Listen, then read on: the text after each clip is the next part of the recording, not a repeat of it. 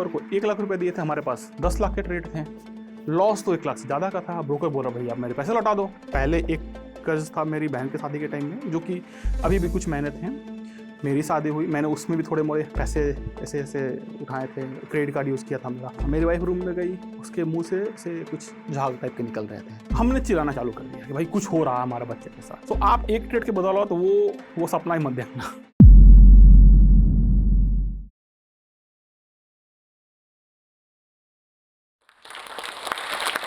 Hello everyone, मेरा नाम राजेश श्रीवास्तव है। मैं बेंगलुरु में रहता हूँ।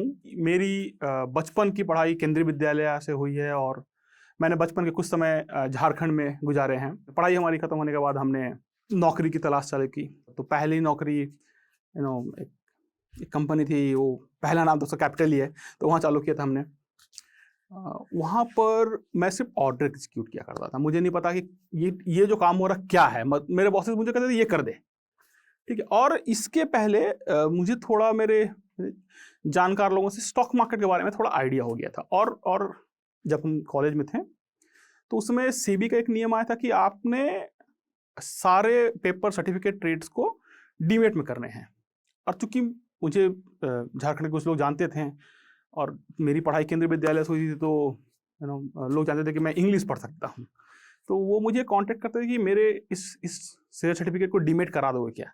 तो दैट वाज द टाइम कि मेरा पहला एक्सपोजर हुआ मार्केट से। एंड ट्रस्ट मी, उसमें मैंने पैसे भी बनाए, लेकिन मुझे 200 रुपये मिलते थे वो फॉर्म भरने के। तो और ऑफकोर्स 200 रुपये उस जमाने में बहुत बड़े अमाउंट थे। आज छोटा अमाउंट हो सकता है, पर वो मैंने वॉल्यूम में किया। मैंने काफ़ी लोगों के लिए वो किया मैंने।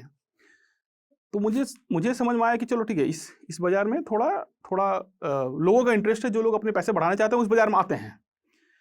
फिर उस समय एनुअल रिपोर्ट आते थे, वो बुक्स हुआ करते थे। तो जो लोग नेटिव इन्वेस्टर थे, जिनको एक कंपनी में पैसे डाल के 4 साल 5 साल 10 साल 20 साल का प्लान करता, वो मेरे पास वो किताबें आती कि ये पढ़ के पता है क्या इसमें। तो मैं एक्चुअली वो उसके लिए पैसे नहीं मिलते थे, बट मैं कंपनी के बारे में जानना चालू कर दिया।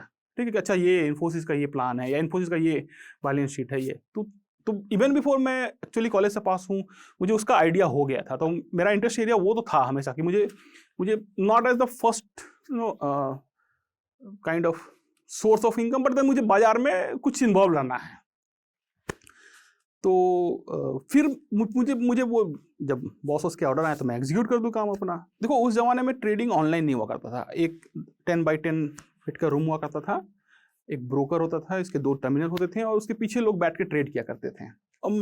और तो मुझे आज भी याद है, मैंने अपने पिताजी से 5,000 रुपये लिए थे और मेरे फूफा जी से मैंने 5,000 रुपये लिए थे। वो मेरा पहला ट्रेडिंग था। ACC के स्टॉक मैंने खरीदे थे और मुझे 6% बने थे 2 दिन के अंदर। उसके बाद मुझे लगा ना, इसमें तो भैया पैसे हैं, इसको समझना होगा। ये ना, इससे पैसे बना सकता हूँ मैं। तो वैसे ट्रेडिंग ट्रेडिंग में करता था, मैं किसी की नौकरी करता था।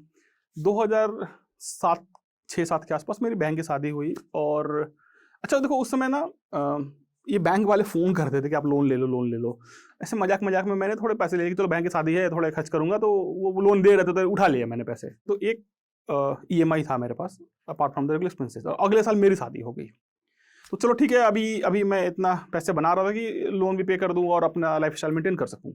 बट देन 2008 में हम जब ट्रेडिंग करते थे तो हम ऐसा ब्रोकर ढूंढते थे जो मुझे ज़्यादा से ज़्यादा एक्सपोजर दे। आज हम क्या ढूंढते हैं? लोवेस्ट लेटेंसी हो उसका, बहुत ही रोबस्ट चार्टिंग प्लेटफॉर्म हो, कम ब्रोकरेज हो। उस ज़माने में 1 लॉट का ब्रोकिंग कॉस्ट था 50 रुपये से लेकर 100 रुपये तक। आज हम एक ऑर्डर की बात करते हैं 10 रुपये से 15 रुपये, और वो नेगोशिएट करते हैं। आप सोचो, आज एक ऑर्डर जाता है, could be 10 lot, could be 15 lot, आप 15 रुपये पे करते हो। उस जमाने में 1 लॉट 50 रुपये से 100 रुपये पे करते थे। Broking the cost of trade was not an issue. उस समय हमारे लिए क्या होना चाहिए था? कौन ज़्यादा एक्सपोजर दे रहा है। अगर मैं 100 रुपये लगा रहा हूँ तो मुझे कौन 1 लाख का ट्रेड करने दे रहा है। और ठीक है, उस जमाने में पैसे भी आते थे। मतलब आप अगर एक सही ट्रेड ले लिए हो तो आपको अच्छे खासे पैसे हो जाते थे। अच्छा, वो जो टाइम था, वो टाइम जिन्होंने भी ट्रेडिंग चालू करी है 2000 के आसपास, 2000 से ग्लोबल रिसेशन 2008 का, उनके लिए 3-4 फेवरेट स्टॉक हुआ करते थे। शुरुआत में Y2K के बाद IT कंपनीज, बहुत सारे कंपनीज आज है भी नहीं।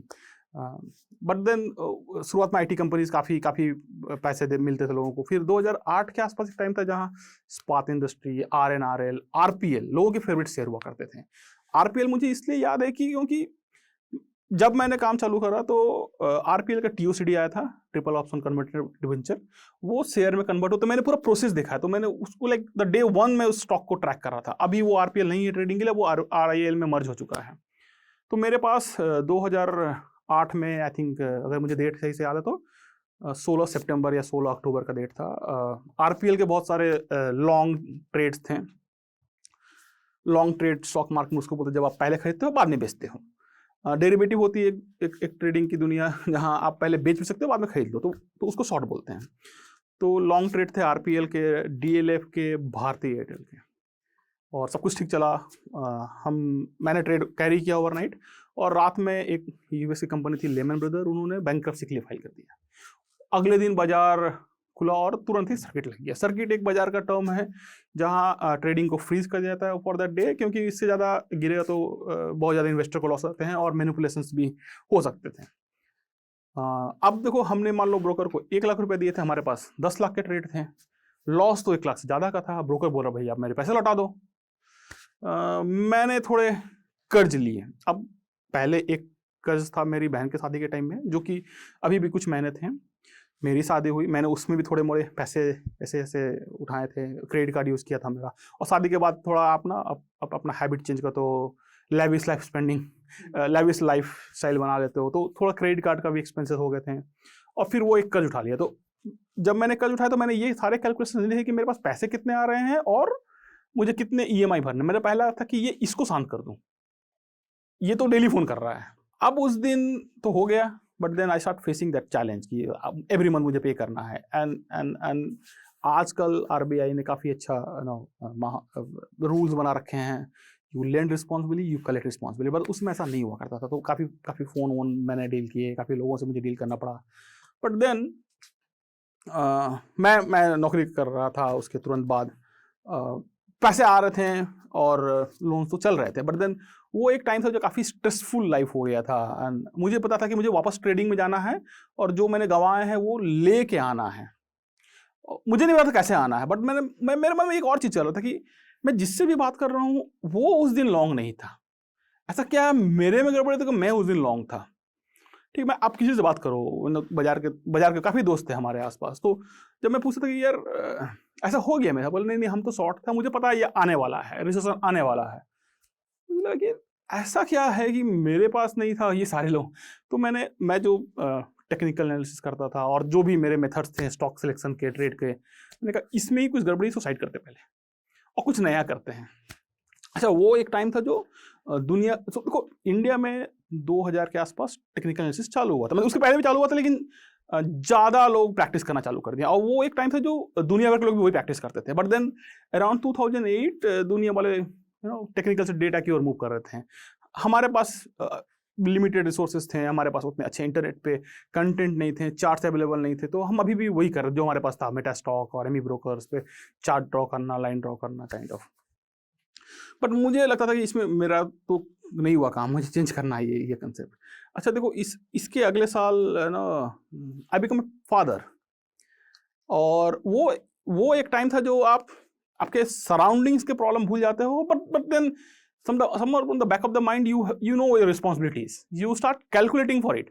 और ये इस दौरान ना काफ़ी लोगों ने मुझे इमोशनल सपोर्ट दिया। मैं जिनके साथ काम करता था, मेरे जिनसे बातें करता था, घर वालों ने, मेरे पिताजी ने, काफ़ी लोगों ने सपोर्ट दिया।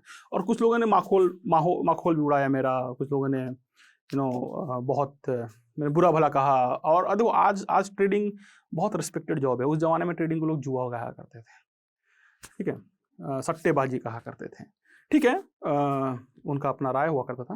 बट देन मैं एक मिक्स ऑफ इमोशंस में था। मैं एक पिता बन चुका था, I had some challenges to face. And then मेरे भाई बहन उस समय बैंगलोर आ चुके थे, वो बैंगलोर में रहकर पढ़ाई क्या करते थे। जब मैं ये सारी चीज़ें सोच रहा था कि मुझे कुछ क्वांट्स पे करने हैं, डेटा पे कुछ मॉडल बिल्ड करने हैं, 9 सितंबर 2011 आया। ऐसे तो नौसतम सब जानते हैं।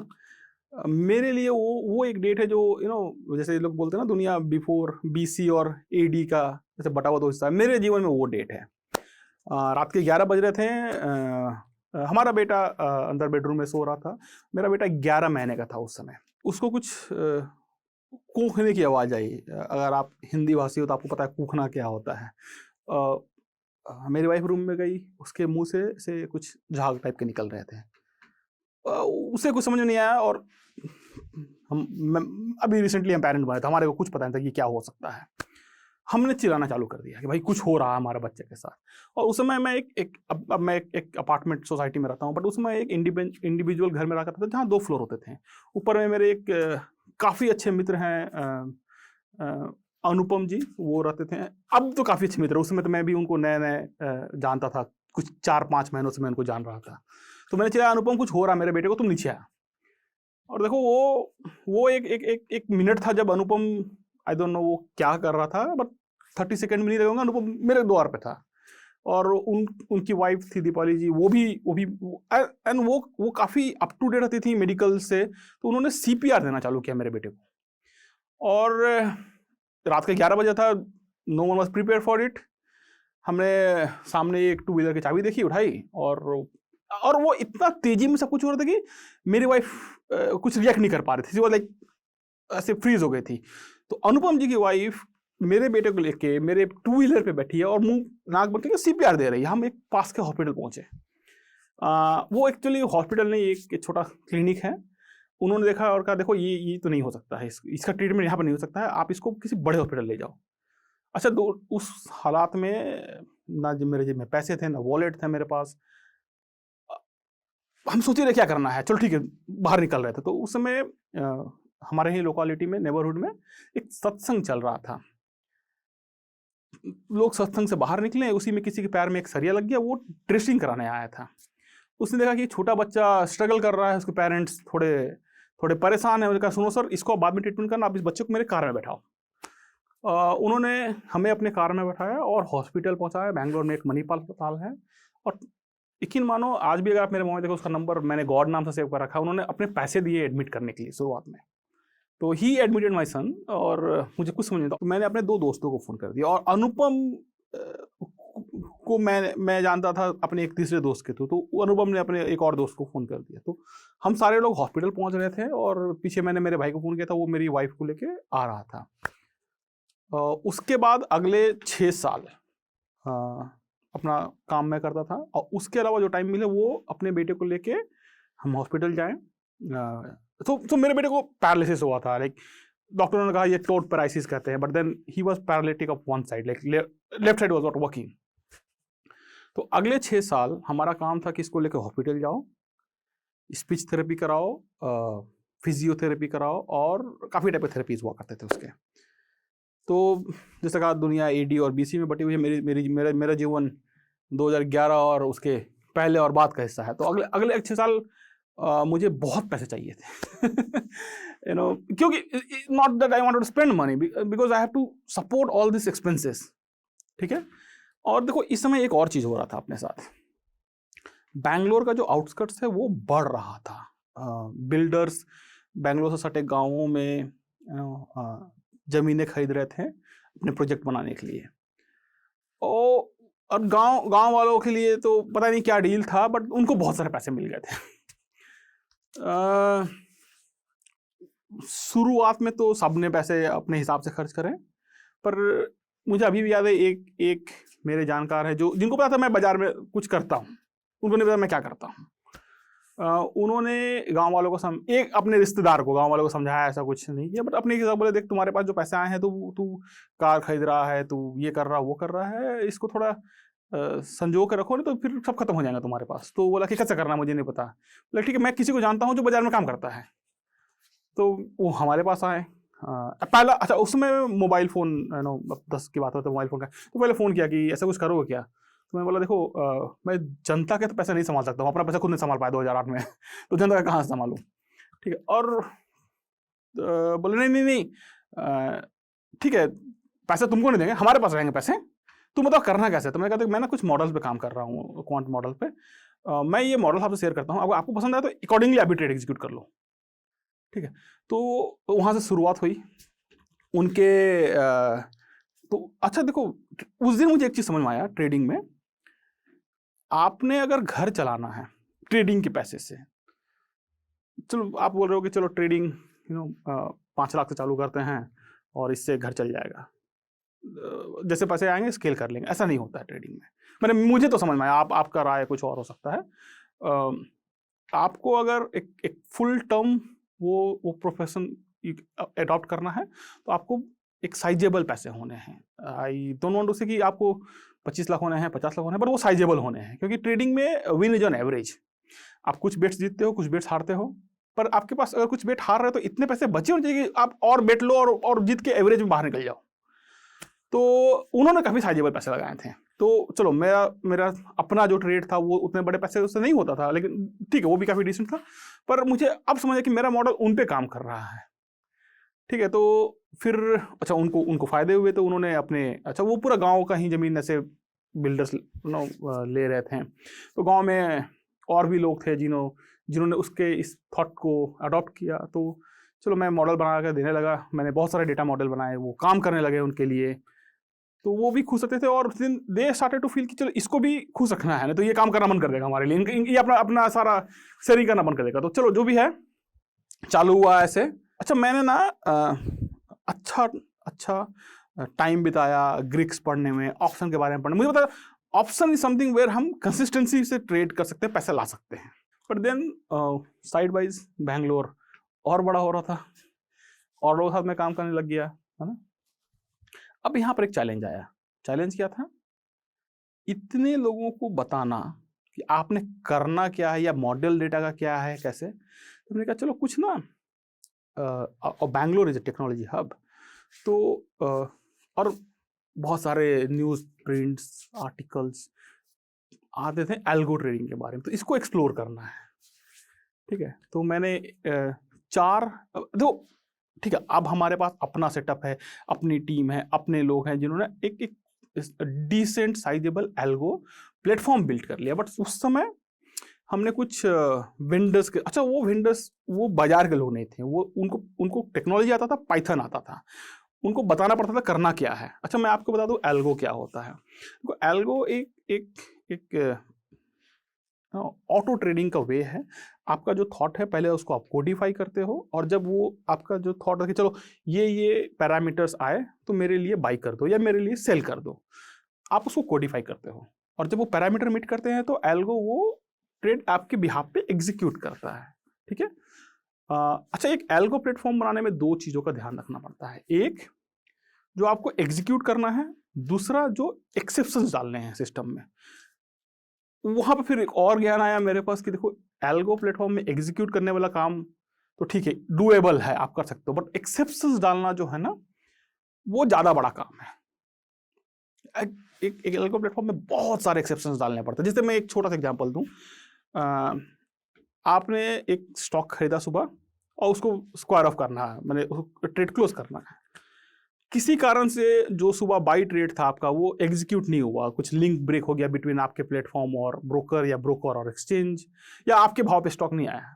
अब आपने वो ट्रेड क्लोज करने के लिए आपके एल्गो ने रिकमेंडेशन दी या एल्गो ने क्लोजर ट्रेड भेजा। चूंकि आपका मॉर्निंग का ट्रेड एग्जीक्यूट नहीं हुआ, ये जब सेल ट्रेड भेजता है तो अभी हो सकता है वो एग्जीक्यूट हो जाए, तो अब आप नेट नेगेटिव हो ट्रेड में। तो ये सारे एक्सेप्शंस डालने थे। और देखो ये तो बहुत छोटा एग्जांपल है, बहुत सारे एक्सेप्शंस होते हैं एल्गो में। तो पहली बार चूंकि वो अच्छा मुझे भी आइडिया नहीं था उतना कि ये सारे चीज़ों को डील करना है, हैंडल करना है। तो वेंडर फेल, मैं भी फेल, बाहर वापस अपने तो हमने ऐसे 4 बार बनाए। देयर वाज अ टाइम कि मैं एक प्राइवेट वेंडर के सर्विसेज ले रहा था और अपनी टीम यहाँ पे एल्गो बना रही थी। तो मैंने सिर्फ वो इसलिए किया कि मुझे मालूम चला कि ये कर क्या रहे हैं, और तो वो भी बहुत बड़े नहीं थे, वो भी छोटे छोटे रिटेलर शायद करते थे। और अच्छा इस दौरान एक और चीज़ हुआ कि काफ़ी लोगों ने हमारे ऊपर ट्रस्ट किया। अब ये लोग ना वो गाँव से आगे बढ़ के इंस्टीट्यूशंस होने लग गए हैं, बड़े बड़े इन्वेस्टर्स होने लग गए हैं, बड़े बड़े ट्रेडर्स होने लग गए हैं, और इनको बहुत सारे आइडियाज चाहिए थे, इनको अपने ट्रेडिंग में डाइवर्सिटी ऑफ थॉट लाने थे। तो इन्होंने मुझे फ़ोन करना चालू किया। तो मैं इनसे अपना मॉडल शेयर करने लगा कि ये डेटा मॉडल है, ये जब हो तो आप देखो आप क्या करना है आपको। तो अब सब बोलते देखो ये तुम देते हो मेरे को डेटा मॉडल, मेरे से होता नहीं है, कुछ इलेक्ट्रॉनिकली इसको करने का प्लेटफॉर्म बना के दो। तो ठीक है, एक पॉइंट आया जहाँ मुझे देयर वाज प्रेसिंग नीड कि मैं कुछ करूँ, एल्गो टाइप का बनाऊँ। तो मैंने एक छोटे अच्छा वो छोटा था लेकिन ठीक, उसने अच्छे से अपने एक्सेप्शंस मैनेज किए थे, अच्छे से प्लेटफॉर्म बनाया था, उसके सर्विसेज हायर किए हैं और उसके लिए मैं आई थिंक काफ़ी डिसेंट साइज क्लाइंट था। और उसका बहुत सारे चीज़ों को हमने समझा, सीखा अपने प्लेटफॉर्म में, उसको देखा कि वो कैसे डील किया गया है। तो वो वहाँ पे हमने अपना प्लेटफॉर्म चालू किया। अब देखो यहाँ पे एक चीज़ और हुआ। एक दिन बैंगलोर मेट्रो में काम करने वाला एक लड़का फ़ोन किया कि सर मुझे आप ट्रेनिंग दोगे? मैंने कहा कि यार ठीक है, खाली बैठा हूँ, पढ़ा दूंगा। तो सब डील हो गया। वो बंदा अच्छा मैंने टिल डेट कोई कॉमर्शियल ट्रेनिंग नहीं लॉन्च की, कैसा एडवर्टाइज करके या टेलीग्राम चैनल चला के। मेरे कोई टेलीग्राम चैनल नहीं है, कोई यूट्यूब चैनल नहीं है, तो मैंने कभी कमर्शियल ट्रेनिंग का वो मॉड्यूल नहीं अपनाया। बट कोई आया तो अगर मैंने किसने रेफर किया उसे, उसके हिसाब से मैंने, आप ऐसे वॉकिंग का क्या हो तो पॉसिबल मैं नहीं सिखाऊं, बट अगर वॉकिंग का बोलो मुझे ना इन्होंने भेजा है तो उनका इज्जत रखने के लिए मैं सिखा दूँ लोगों को। तो वो बंदा ऐसे आया और फिर जिस दिन ट्रेनिंग चालू होनी थी, वीकेंड था, वो ना आया। मैंने लॉग इन किया, उसने लॉग इन नहीं किया। मैंने कहा ठीक है जाने दो। पर उसने मेरा नंबर हैदराबाद में काम करने वाले एक बड़े आईटी कंपनी के बड़े जनरल मैनेजर साथ शेयर किया था। तो वो जनरल मैनेजर जो थे उन्होंने मुझे कुछ दिन बाद फ़ोन किए। और ये सब अभी तो देखो आज के दिन पे बाजार में training is established business model, उसमें से नहीं हुआ करता था। उन्होंने मुझे फ़ोन किया कि राजेश मैंने तुम्हारे बारे में उससे सुना। मैं कहा सर वो तो ऐसे बस फ़ोन किया, मैं ट्रेनिंग लूँगा और दोबारा आया नहीं। नहीं लेकिन मैंने तुम्हारे बारे में सुना है, मुझे सिखा सकते हो क्या? मैं कहा सर आप तो आईटी के हो, मैं क्या सिखाऊंगा। नहीं मैं ना मैं रिटायर होने वाला हूँ, बट मैं चाहता हूँ कि ये सारी चीज़ों को अपने अपने आप में डेवलप करूँ और मैं पोस्ट रिटायरमेंट यही करूँगा। मैंने कहा ठीक है सर आ जाओ। तो मैंने उनको 1 to 1 सिखाया। अच्छा अभी भी मैंने अगर 100 लोगों को सिखाया तो उसमें 65% मैंने 1 to 1 सिखाया लोगों को। मैंने कभी बहुत 50 लोगों के बैचेस नहीं चलाए हैं, हार्डली 5-6 लोगों को मैंने सिखाया एक साथ में। तो मैंने उनको 1 to 1 सिखाया और उन्होंने भी मन लगा के सीखा। अच्छा आज उनका ट्रेडिंग का बड़ा काम है, मैं जानता हूँ अभी बहुत बड़ा काम कर रहे हो ट्रेडिंग में। बट देन उनके जब वो फाउंडेशन बिल्ड कर रहे थे तो मैंने कुछ कंट्रीब्यूट किया था। सर का ट्रेनिंग पूरा हुआ, उन्होंने काम चालू कर दिया। फिर हम डेली शाम को 1-2 बार फ़ोन पे बात कर लेते थे क्या चल रहा। अच्छा उनका आप स्टॉक मार्केट में 2 टाइप की ट्रेडिंग कर सकते हो, एक नॉर्मल स्टॉक का, दूसरा शाम को कमोडिटी का जिसमें क्रूड आते हैं, सिल्वर, गोल्ड। सर का प्रेफरेंस गोल्ड की ओर था, सिल्वर की ओर था। तो अब उनके लिए मुझे भी थोड़ा अपना जो एरिया है ना इक्विटी से बढ़ा के कमोडिटी पे लाना पड़ा कि अब उनसे मैं डेली बात कर रहा हूँ तो मुझे थोड़ा और सीखना पड़ा। अच्छा मॉडल तो वही थे। अच्छा एक चीज़ और है कि गोल्ड और कमोडिटीज़ में उतने डेटा पॉइंट्स नहीं जितना स्टॉक्स में होते थे। तो मैं वहाँ पर भी एक्सप्लोर करना चालू कर रहा था कि भाई ठीक है चलो सर बात कर रहे हैं तो कुछ करता हूँ उनके लिए भी। बट हाँ वो सर का इक्वल ट्रेडिंग था, मॉर्निंग में इक्विटी करें, डेरिवेटिव करें, शाम को कमोडिटी करते थे। हमने पैसे बनाए but then you know what, हमने इक्वल अमाउंट ऑफ मनी खर्च किए डिफरेंट चीज़ों में कि जो लोगों को एड हो जाए ट्रेड करने में। तो ठीक है चलो वो चल रहा है। ऐसा चलता रहा, काफ़ी लोग जान गए। आज यू नो